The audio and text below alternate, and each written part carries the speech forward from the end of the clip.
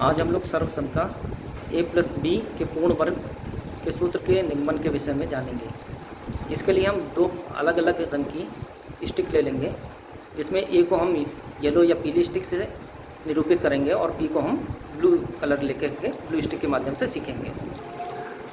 यहाँ पर हमने दो स्टिक ले ली हैं, जैसा कि बताएं येलो और ब्लू। तो ये ऊपर की जो एक हमारी स्टिक है ये हो जाएगा हमारा a प्लस बी, ये a और ये b, तो कुल मिला के हो जाएगा a प्लस बी। इस तरीके से जब हम चारों दिशाओं में a प्लस बी बराबर लेंगे तो ये a प्लस बी का एक पूर्ण वर्ग बन जाएगा। अब इसके अन्य भाग कैसे होंगे, या हमारा जो लेफ्ट हैंड साइड है वो राइट हैंड साइड के इक्वल कैसे होगा उसको समझते हैं।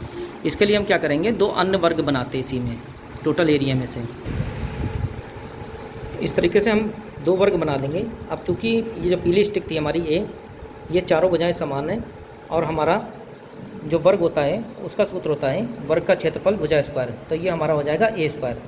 और इसी तरीके से ये दूसरी जो है हमारी ये भुजा b थी नीली स्टिक वाली, तो इसकी वे चारों भुजाएं समान है इसलिए एक वर्ग का निर्माण कर रहे हैं, तो इसका जो हमारा क्षेत्रफल होगा वो हो जाएगा b स्क्वायर।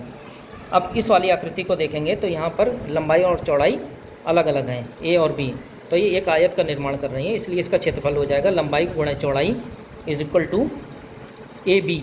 और उसी तरीके से ये जो चौथी आकृति हमारी है इसमें भी आमने सामने की भुजाएं बराबर हैं, इसलिए ये आयत का निर्माण कर रही हैं और इनकी जो विभिन्न भुजाएं हैं a और b, तो इसके लिए इसका क्षेत्रफल हो जाएगा a into B equal to AB।